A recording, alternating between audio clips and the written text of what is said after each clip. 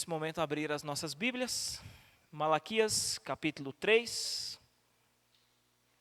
E hoje será a nossa penúltima mensagem dos profetas menores. E, se o Senhor Deus nos permitir, o capítulo 4 ficará para a próxima semana, quando encerraremos não só o Antigo Testamento, os profetas menores, também o livro de Malaquias. Mas por hoje, nessa penúltima mensagem, Malaquias capítulo 3, verso 13 até o verso 18.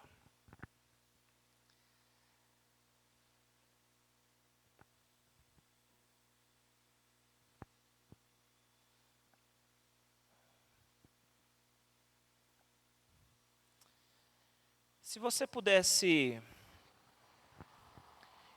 escolher uma característica, uma virtude, né, de um cristão verdadeiro, qual você escolheria para torná-lo distinto de uma pessoa ímpia, uma pessoa perdida nesse mundo? Fidelidade à palavra? Muito bom.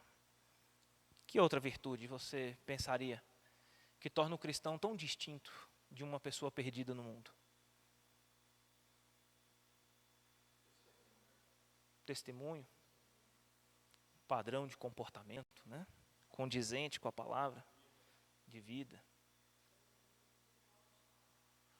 o modo de falar, né? O nosso vocabulário,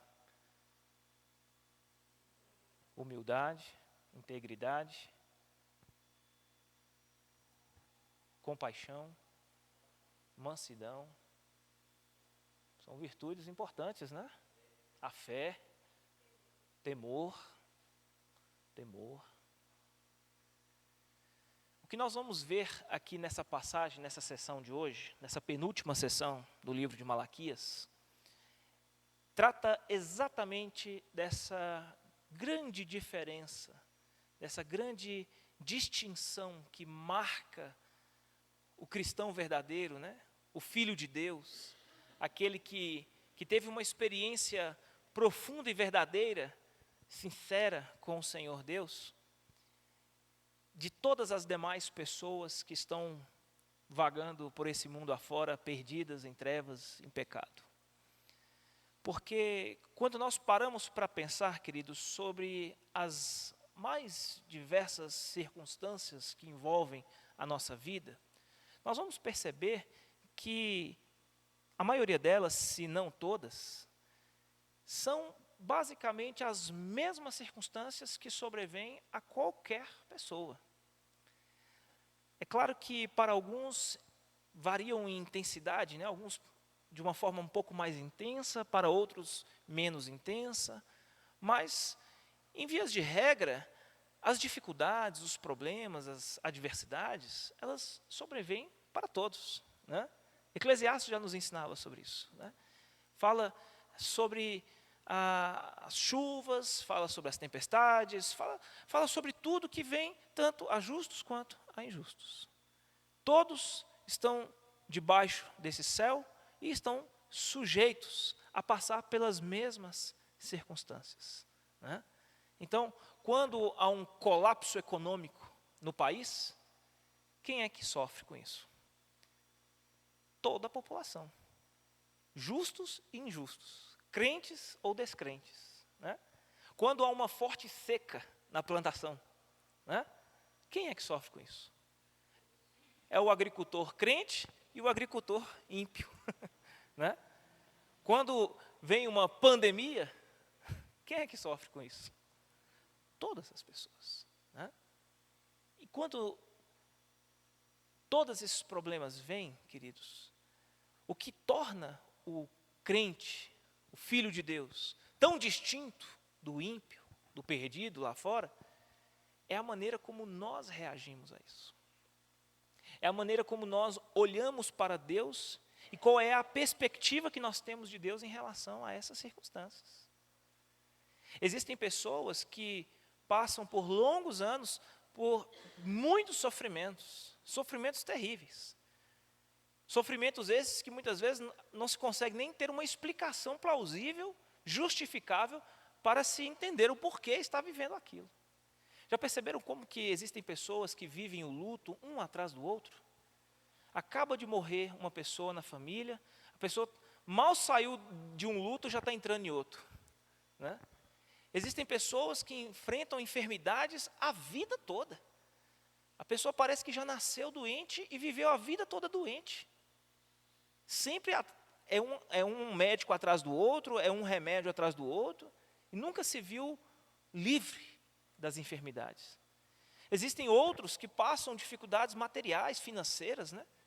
Parece que o problema das dívidas, da dificuldade, né, financeira, é algo que persegue a vida dessa pessoa a vida toda. Ela nunca consegue se livrar desse problema, né? Agora, a grande questão, queridos, é a maneira como nós encaramos essa situação, a maneira como reagimos a ela, a maneira como nós interpretamos Deus em face dessas circunstâncias. Vamos ler o texto. Malaquias capítulo 3, verso 13 ao verso 18. Amém? Diz assim: vocês têm dito palavras duras contra mim, diz o Senhor. Ainda assim perguntam: o que temos falado contra ti? Vocês dizem: é inútil servir a Deus. O que ganhamos quando obedecemos aos seus preceitos e ficamos nos lamentando diante do Senhor dos Exércitos? Por isso, agora, consideramos felizes os arrogantes, pois tanto prosperam os que praticam o mal, como escapam ilesos os que desafiam a Deus. Olha só isso. Por outro lado, veja só o verso 16. Depois, aqueles que faziam o quê? Temiam o Senhor, conversavam uns com os outros, e o Senhor os ouviu com atenção. Foi escrito um livro como memorial na sua presença, acerca dos que temiam o Senhor e honravam o seu nome.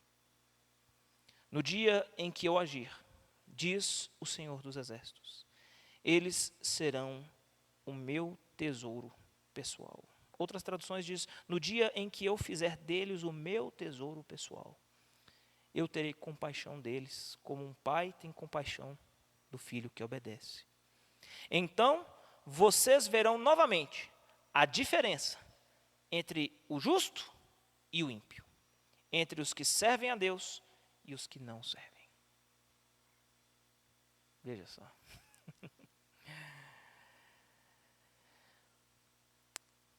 Estamos aqui diante do último diálogo entre Deus e o povo por intermédio do profeta Malaquias. Esse é o último diálogo.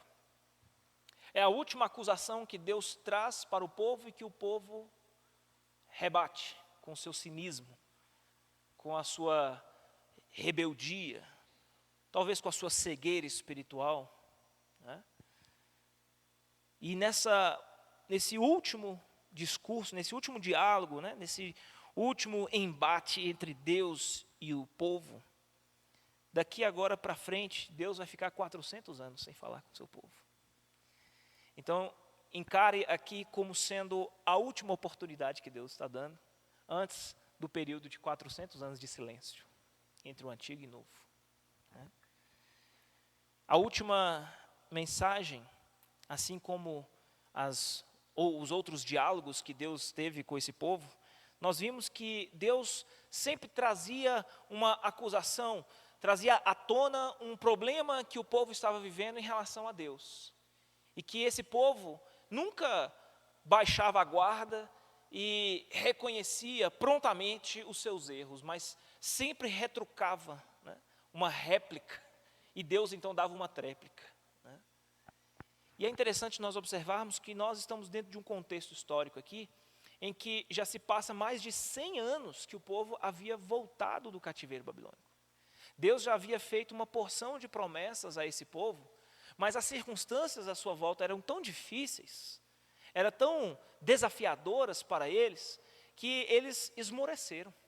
Depois de 100 anos de terem regressado do cativeiro babilônico, mesmo tendo inúmeras promessas de Deus e estarem até relativamente na história muito próximos de ver a concretização de algumas dessas promessas, como a vinda do rei, né? Se compararmos em termos da linha do tempo, né? O quanto esse povo já viveu até agora e o que falta ainda para a chegada do Messias, a plenitude dos tempos, né? É como se eles estivessem logo ali, né? Um ali de mineiro, né? Logo ali, Jesus está chegando, o rei prometido. Mas esse povo se permitiu ou cedeu às pressões das circunstâncias difíceis que eles estavam vivendo. Um povo ainda pobre, um povo que estava sofrendo muito a dificuldade para se reerguer. Os cultos a Deus perderam completamente o seu prazer neles. Eles perderam completamente o prazer de estar na presença de Deus, de cultuar e servir a Ele no templo. Entraram numa monotonia religiosa tão grande que a religiosidade deles se tornou vazia, sem sentido. Muito obrigado, minha irmã. De maneira que eles passaram a tratar o culto de maneira desprezível. Começaram a cuidar das suas vidas e se tornaram relapsos, negligentes, omissos em relação à sua comunhão com Deus. Deus levanta este profeta para chamar esse povo ao arrependimento, para reconhecerem que, de fato, eles haviam dado as costas mais uma vez ao próprio Deus, a aliança que o Senhor Deus tinha com eles. Mas esse povo estava obstinado. Depois de tudo que eles haviam provado e todas as circunstâncias que eles haviam experimentado nas suas vidas, todas as dificuldades que tanto oprimiam e tentavam abafar a fé deles, de fato, eles logo se entregaram à incredulidade, à cegueira espiritual, ao cinismo, de maneira que já não se importavam mais. Se a palavra de Deus vinha contra eles para alertá-los e adverti-los quanto ao seu próprio pecado, eles já não se importavam mais com isso, sabe? Seria mais ou menos como se nos nossos dias Deus estivesse falando com uma geração de crentes através da pregação pública, da palavra dele, nos púlpitos, né? Através de pastores sérios, piedosos, e a palavra de Deus, ao ser proclamada para exortação e advertência do povo, muitas pessoas assentadas ouvindo aquela pregação, pensando aqui dentro assim, e eu com isso, né? O que eu tenho a ver com essa mensagem? O que eu tenho feito de errado para esse pastor estar falando tanto sobre esse assunto, né? De maneira que o coração se torna tão endurecido, tão fechado para a palavra de Deus, que nenhuma palavra de exortação, de advertência parece ser suficiente para incomodar, para ao menos provocar uma reflexão quanto à sua própria condição. E foi exatamente isso que estava acontecendo. Esse povo foi acusado por Deus de serem infiéis, de se divorciarem deliberadamente, de se casarem com mulheres estrangeiras. Foram acusados por Deus de estarem levantando falsas acusações e graves acusações contra o próprio Deus, dizendo que Deus estava conivente com a maldade dos inimigos e até tinha prazer com a maldade que eles faziam e praticavam contra o próprio povo. Que Deus praticava a impunidade de ver os inimigos de Deus praticando mal contra o seu próprio povo e Deus não fazer absolutamente nada contra eles. Graves acusações sendo levantadas contra Deus. Foram acusados de roubar contra Deus. Nós vimos isso na semana passada. A dureza do coração. E Deus ainda assim, chamando graciosamente esse povo de coração duro ao arrependimento, a voltarem para Ele, a resgatarem uma confiança no Senhor que havia sido perdida lá atrás. Deus chega ao ponto de se colocar à disposição para ser posto à prova. Me coloquem à prova e vejam se eu não estou realmente ao lado de vocês, se eu não sou um Deus imutável, se eu não sou um Deus que irei abençoá-los e sustentá-los e prover tudo o que vocês precisam. Mas para isso é preciso que vocês voltem a confiar em mim. Voltem-se para mim que eu me voltarei a vocês. Mas mesmo diante desses apelos que Deus vem fazendo para esse povo parece ainda obstinado, de coração endurecido, e decidido a não confiar mais em Deus, e a não viver mais na presença dEle. Queridos, talvez nós olhemos para um cenário como esse, e enxerguemos talvez uma realidade distante de nós. Talvez nós olhemos para uma situação como essa, e tratemos apenas como uma história do passado. Mas nós podemos nos surpreender, eu quero dizer que nós podemos nos surpreender e descobrir com tristeza que isso não é apenas uma história do passado, mas também é um grande perigo que ronda o nosso coração ainda no presente. Todos nós corremos esse sério perigo de, diante das circunstâncias mais terríveis e difíceis que nós podemos enfrentar na nossa vida, de o nosso coração ser assaltado com pensamentos que coloquem a Deus à prova, que questionem a fidelidade de Deus, que duvidem da sua graça, do seu amor, da sua bondade. De ter a nossa memória afetada, a ponto de nos esquecermos de tudo que Deus já nos fez um dia. Quantas vezes nós não passamos por situações difíceis e nós temos pessoas ao nosso lado murmurando, questionando a circunstância, e às vezes nós somos obrigados a ter que relembrar essa pessoa daquilo que Deus já fez lá atrás, de quantas provas incontestáveis que Deus já deu de que Ele nos ama e que Ele está sempre conosco, e que não são essas circunstâncias do presente que hão de nos separar do seu amor, como vimos em Romanos domingo, né? Mas a verdade, queridos, é que existem pessoas assim, instáveis, pessoas que são como a espuma no mar, o mar que braveja, que bate contra a parede, volta contra as rochas e volta, aquela instabilidade. Ora, está numa fé, né? A labareda da chama do primeiro amor está queimando o teto. Ora, você tem que juntar todo o papelão ali do lado para abafar e assoprar para ver se aquela fagulha reacende. E esse texto, ele mostra para nós esse lado, queridos, esse lado perigoso, esse lado obstinado, esse lado em que todos nós estamos sujeitos, se não tomarmos cuidado, de muitas vezes termos o nosso coração assaltado pela incredulidade, pelas dúvidas, pelos questionamentos. Olha só aquilo que Deus havia dito para eles. Olha só a acusação que o Senhor Deus levanta. Vocês têm dito palavras duras contra mim. E Deus estava cansado delas. Eles já haviam levantado graves acusações contra Deus anteriormente, né? Se você olhar o capítulo 2, verso 17, você vai perceber que Deus já havia demonstrado o seu cansaço pelas palavras duras que eles haviam levantado contra o Senhor, levantando duras acusações contra o caráter de Deus, sobre quem Deus é e aquilo que Ele fazia. Mas agora, veja que Deus, Ele traz a acusação dizendo, vocês têm levantado palavras duras contra mim, e ainda assim vocês perguntam, em que temos falado contra ti?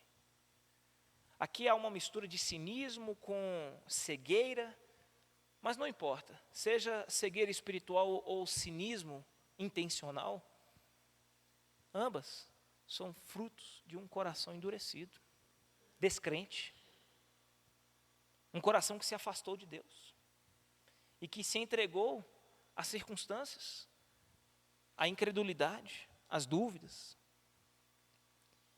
E veja só o verso 14. Vocês dizem, é inútil servir a Deus. Isso me faz lembrar de Asaf, né, no Salmo 73. Que me adianta servir a Deus?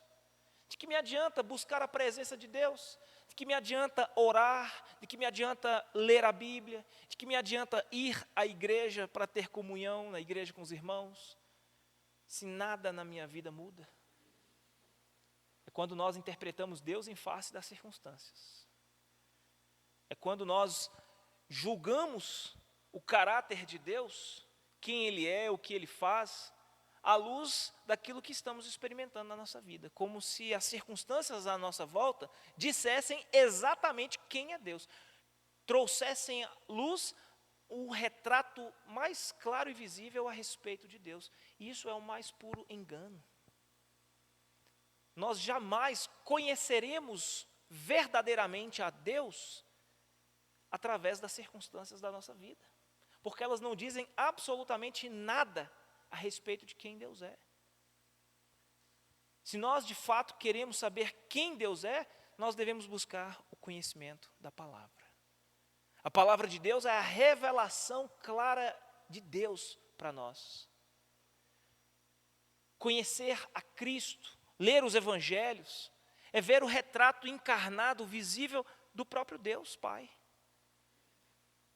Ler as histórias do Antigo Testamento e as atuações de Deus é conhecer sobre o que Ele fez, um pouco do seu caráter, dentro desta revelação escrita. Mas se nós buscarmos apoiar o nosso conhecimento de Deus com base, fundamentados nas circunstâncias da nossa vida, aí nós corremos um sério risco de fracassar, de sucumbir e acabar incorrendo no erro desses homens aqui, desse povo aqui. Ora, é inútil servir a Deus. O que me adianta? O que adianta eu servir a Deus se a minha vida, ao invés de melhorar, ela só piora? Quanto mais eu busco a Deus, mais difícil as coisas ficam. Quanto mais eu vou à igreja, quanto mais eu oro, quanto mais leio a Bíblia, quanto mais eu busco a Deus, mais o fardo se torna mais pesado, mais as tribulações, as dificuldades, mais pessoas se levantam contra a minha vida, mais enfermidades, mais problemas financeiros, mais dificuldades, e por aí vai. Por isso, queridos, nós precisamos ficar atentos, especialmente a essa famigerada teologia da prosperidade, que promete mundos e fundos, e que nada disso está presente na palavra de Deus. Veja, temos aqui diante de nós mais um retrato claro e visível. As circunstâncias que esse povo estava vivendo eram as mesmas que estavam sobre todos na nação. No entanto, nós temos aqui, embora tenhamos aqui um povo incrédulo, um povo de coração duro, que tem dito, é inútil servir a Deus, o que ganhamos quando obedecemos os seus preceitos? Ficamos nos lamentando diante do Senhor dos Exércitos? Embora esse povo olhe para os arrogantes, os ímpios, e veem que eles somente prosperam, enquanto o povo de Deus que busca a face dele só sofre, só empobrece, as coisas ficam cada vez mais difíceis, né?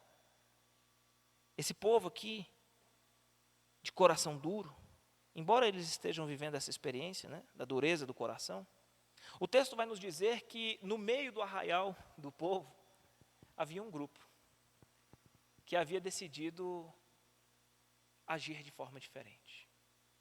As circunstâncias eram as mesmas, para todo mundo, mas um grupo, dentro desse povo, decidiu não seguir o mesmo caminho dos incrédulos, dos de coração duro, que o texto mostra. Veja o que o verso 16 diz. Depois, aqueles que temiam o Senhor conversaram uns com os outros, e o Senhor os ouviu com atenção. Havia um grupo remanescente, o remanescente fiel, presente no meio do povo.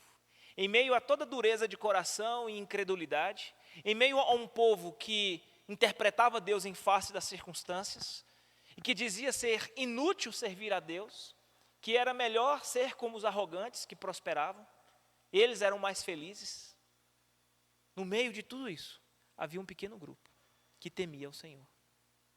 Certamente passavam pelos mesmos problemas que os outros, mas estes decidiram continuar confiantes. Decidiram continuar esperar pelo Senhor, continuaram esperando. E não desistiram, continuaram firmes, perseveraram até o fim. E sabe o que foi dito a respeito deles? Deste grupo? Primeiro, parte B do verso 16 diz que um livro foi escrito sobre estes homens, sobre essas pessoas que temiam o Senhor e que honravam o nome dEle. A Bíblia, ela traz para nós, queridos, diversas figuras, né, de livros que estão perante o Senhor. Alguns estudiosos, comentaristas, interpretam esse livro como sendo o livro da vida. Mas eu acredito que seja mais do que isso. Aqui o texto diz, um livro como um memorial na sua presença, acerca daqueles que temiam o Senhor e que honravam o seu nome. Imagine que grande privilégio. Deus está diante de um povo, como o soberano Senhor, o Deus criador dos céus e da terra, o Deus que é o sustentador da vida, o provedor do seu povo, que estabelece uma aliança e que é sempre fiel a essa aliança, e diante dele, diante dos seus olhos, há uma nação dividida. Um povo, na sua grande maioria, está incrédulo, de coração endurecido, que interpreta Deus em face da circunstância e que duvida e questiona o Senhor, diz não valer a pena servir a Ele. Mas, por outro lado, existe um grupo menor, que ainda acredita valer a pena servir o Senhor, mesmo diante das circunstâncias difíceis. E aí imagine você, querido, saber que diante do Senhor há um livro, um memorial, e que ali está registrado todos os nomes daquelas pessoas que temiam o Senhor e que honravam a Ele. Que coisa maravilhosa é isso. Saber que chegaremos no último dia e no livro do Senhor, o nosso nome estará escrito lá. E mesmo você tendo passado por tudo que você passou ao longo da sua vida, pelo fato de você ter confiado, esperado, descansado no Senhor, não perdido a sua fé, perseverado, você chegar lá e dizer, Senhor, valeu a pena confiar no Senhor. Valeu a pena passar por cada dificuldade, por cada problema, por cada circunstância difícil. E olha, Senhor, eu digo, não foi fácil, porque pessoas à minha volta desistiram ao longo da caminhada. A maratona era longa, eu estava correndo, e pessoas estavam do meu lado correndo junto. Mas ao longo dessa jornada, muita gente foi desmaiando e caindo, sucumbindo ao cansaço, à incredulidade. Outros desistiram, voltaram para trás, foram embora para casa, desistiram de continuar a corrida. Mas eu perseverei, eu continuei firme, Senhor, porque eu acreditava que ainda assim valia a pena servir ao Senhor. E há motivos para isso, queridos. Há motivos para isso. Deus, Ele separa para si um povo que seja o seu remanescente. E Ele faz isso justamente para nos encorajar. Histórias como essa de Malaquias aqui, passagens como essa que estamos aqui nos debruçando agora, elas estão aqui e perduraram durante séculos, chegaram até nós hoje, para ser para nós motivo de encorajamento. Para nos lembrar que mesmo diante da incredulidade da maioria, da dureza de coração de muitos, de uma fé vacilante, que cede às circunstâncias à sua volta, vale a pena continuarmos firmes e perseverarmos até o fim. Vale a pena nós crermos de que Deus estará sempre conosco e que Ele há de honrar e premiar aquele que chegar ao final da corrida, sendo fiel até o fim. Era o texto que nós havíamos meditado no ano passado, né? O noivo vem. O noivo vem. Cuide para que ninguém lhe tire a coroa. Né? Apocalipse capítulo 3. Queridos, nós precisamos estar atentos a isso. Deus tem nos chamado a renovar dia após dia o nosso compromisso de fidelidade a Ele. E a continuarmos esperando e confiando nele, mesmo que as circunstâncias à nossa volta sejam difíceis. Entenda que a nossa perseverança aqui nessa passagem, queridos, ela não é o motivo da nossa salvação. Não é nisso que se baseia a nossa salvação. o fato de sermos distintos daqueles que tiveram seus corações endurecidos em face da circunstância, não faz de nós crentes de uma qualidade diferente, de uma prateleira diferente, né? E que nos tornam tão especiais e que por esse motivo seremos merecedores de herdarmos a vida eterna. Não, não é isso que o texto está falando, queridos. O motivo de tudo isso está justamente no final dessa passagem. Veja só o verso 17 e 18. No dia em que eu agir, o Senhor Deus dos exércitos diz, eles serão o meu tesouro pessoal. Eu terei compaixão deles como um pai tem compaixão de um filho que lhe obedece.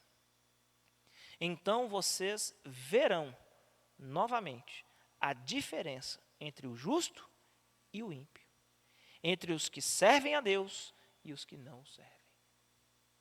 O propósito aqui dessa distinção que há entre aqueles que cedem à pressão das circunstâncias e endurecem os seus corações, agindo com incredulidade e levantando acusações contra Deus e dando as costas para o Senhor, dizendo não valer a pena servir a Ele, daqueles que caminham fielmente ao Senhor, que obedecem a Ele, que continuam esperando no Senhor, que continuam acreditando que sim, vale a pena servir o Senhor. A distinção entre esses dois grupos, queridos, só existe um propósito: revelar a glória de Deus, revelar o amor de Deus e o cuidado de Deus sobre a vida do seu povo. Porque é destes que o Senhor Deus terá compaixão. Será o nome destes que estarão presentes no livro do Senhor.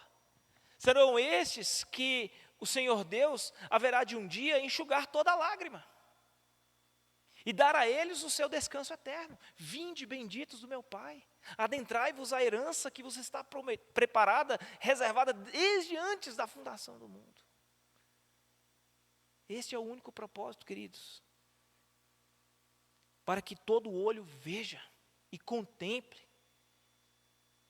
que sim, vale a pena servir o Senhor. Vale a pena. Esse é o propósito. Não se trata de uma questão apenas de merecimento, daqueles que completam a corrida e daqueles que não conseguem completar. Daqueles que se entregam à incredulidade por causa das circunstâncias e daqueles que permanecem sendo fiéis, mesmo à custa mesmo diante ou em face das circunstâncias. Não se trata de uma questão de quem será melhor e quem será pior, quem será fiel e quem não será, quem é que vai chegar no final da corrida e quem é que não vai. Senão fica parecendo que a gente está assistindo uma corrida, né? Ver qual é o corredor que vai chegar primeiro, quem é que vai desmaiar no meio do caminho. Não é isso. Não se trata disso. Se trata de Deus revelar a sua misericórdia, a sua compaixão, a sua glória, o seu amor sobre a vida dos seus. Se trata de uma questão de avultar, de transparecer diante de todos os olhos na face da terra quem são aqueles que servem ao Senhor e quem são aqueles que não servem. Os justos dos ímpios. E de que sim, no final, todos vão dizer, valeu a pena servir ao Senhor. Mas o que dizer daqueles que chegarão no final e lamentarão profundamente, né? Terem desistido no caminho. Dá para imaginar o lamento destes homens, mulheres, que, verso 13, 14, 15 aqui, levantaram essas acusações contra Deus?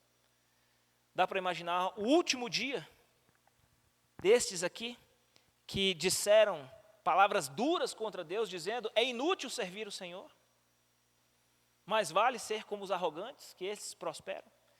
Dá para imaginar o sentimento dessas pessoas ao chegar no último dia e o Senhor Deus fazer a separação dos justos, dos ímpios, daqueles que Ele teve compaixão, daqueles que Ele honrou pelo temor que tiveram a Ele. A dor e o lamento, o desespero, o grito, o choro dessas pessoas, né? dizer, Senhor, por que foi que eu disse aquelas palavras contra o Senhor?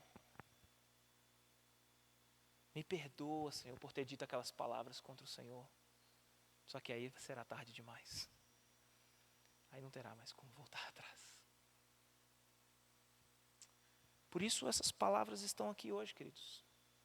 Por isso elas foram preservadas ao longo de gerações e ao longo de séculos. E hoje nós estamos aqui meditando nelas. Para sermos mais uma vez lembrados de que diante desses perigos que o nosso coração, que rondam o nosso coração, né, que podem muitas vezes nos levar por caminhos de dúvidas, questionamentos, incredulidades, nós precisamos nos voltar para Deus e renovar diante dele a nossa fé, a nossa esperança. E dizer, Senhor, põe um guarda na minha boca, não me deixa falar nenhuma palavra que gere algum tipo de desconfiança ou dúvida daquilo que o Senhor é e daquilo que o Senhor faz. Senhor, jamais permita que o meu coração se endureça. Me livra, Senhor, da incredulidade.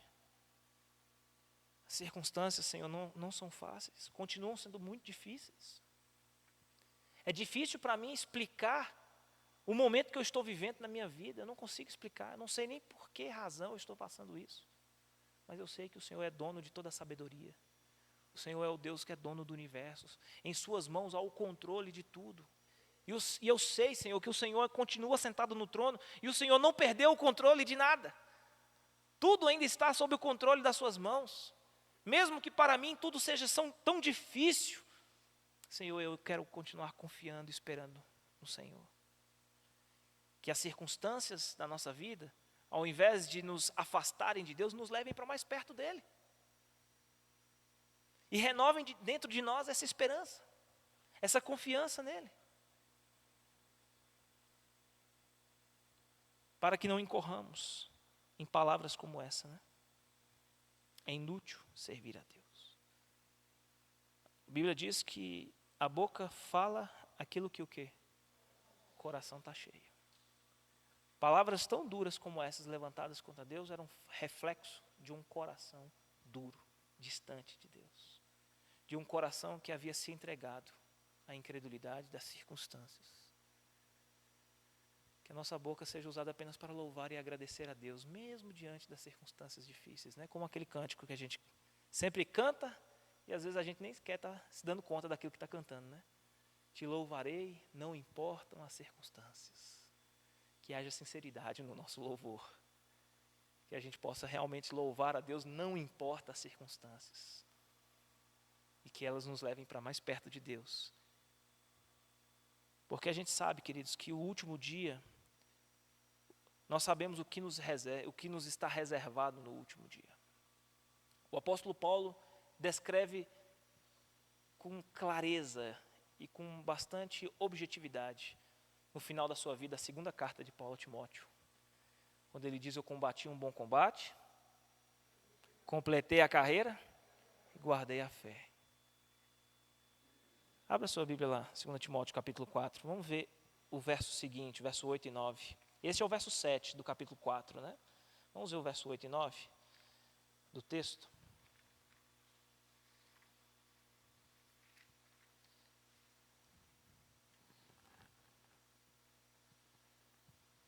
Verso 8, né?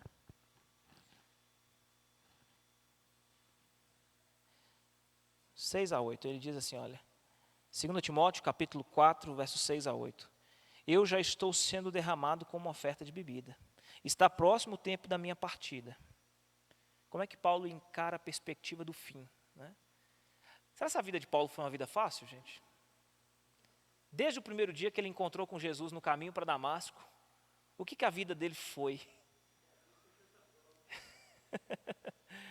A gente procura imaginar a vida do apóstolo Paulo, talvez no dizer popular aí do mundo afora, né? A vida desse homem foi um verdadeiro inferno. Mas na verdade não, né? Foi um céu. Só que na perspectiva contrária desse mundo, né? Mas realmente, a vida dele não foi fácil. Perseguido de todos os lados, inimigos e amigos, estrangeiros e compatriotas.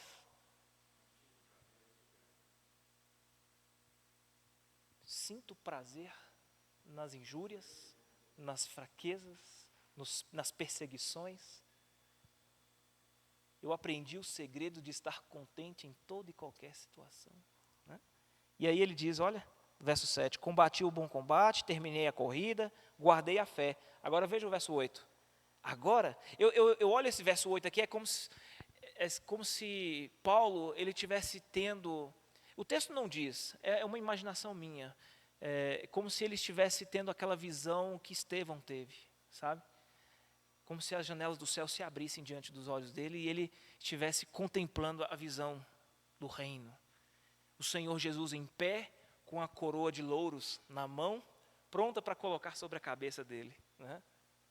O vencedor. Né? Chegou ao final, olha só, verso 8.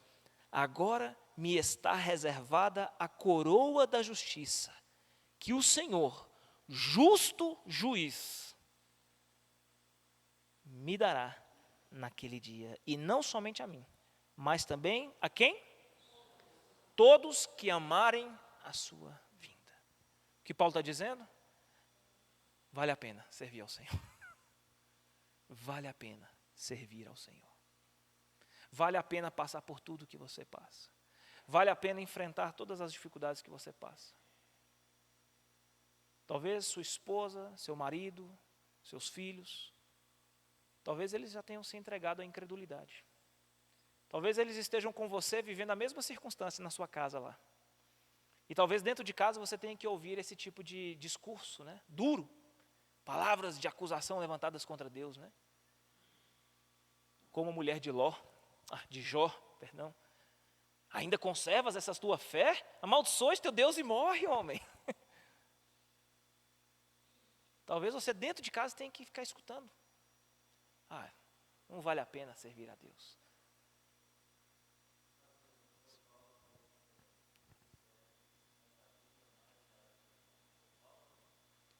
Os que esperam, somos os mais miseráveis, sim, o apóstolo Paulo diz.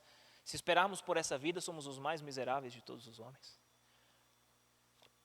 Queridos, passagens como essa de Malaquias, né, vamos voltar lá para Malaquias.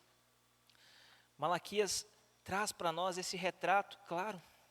É triste, né, nós sabemos que o Antigo Testamento ele se encerra dessa forma. Né? A gente se alegra de saber que existe um grupo remanescente fiel ali, perseverante no Senhor. Mas é triste a gente imaginar que o povo da aliança, pessoas que desfrutaram de tantas bênçãos do Senhor, da libertação do cativeiro, da misericórdia de Deus ser renovada sobre eles, de uma aliança ser renovada com eles ainda assim cederem às pressões da circunstância, sabe? Quantas coisas boas o Senhor Deus não os fez. Jó fez deu esse tipo de resposta para sua mulher, né? Ora, o Senhor nos deu tantas coisas boas, não nos daria também as más? Né? Se Deus deu, Deus pode tirar, bendito seja o nome do Senhor. Né? Um coração contente e esperançoso sempre na misericórdia do Senhor. É isso que realmente faz valer a pena, queridos, a jornada. Mesmo em face das lutas, das dificuldades, dos problemas. Mesmo rodeado de pessoas que já tenham se entregado à incredulidade, vale a pena continuar firme e esperançoso no Senhor, confiante de que Ele vai cumprir sim as promessas dEle. Ele vai outorgar ao seu povo aquilo que Ele prometeu um dia. Não há uma palavra sequer que Deus não tenha dito e Ele não tenha feito, cumprido. É claro que existem ainda grandes promessas de Deus que ainda vão se cumprir e nós confiamos nela. Mas aquelas que o Senhor Deus já cumpriu servem para nós de parâmetro, de que Deus ele não muda, como Ele mesmo disse aqui no verso 6 do capítulo 3. Eu, o Senhor, não mudo. Não mudo. É o atributo incomunicável de Deus, a imutabilidade. Pode passar séculos, anos, Ele não muda. Nós mudamos, mas Deus não muda. A palavra de Deus permanece para sempre. Que o nosso coração esteja firmado nessa verdade.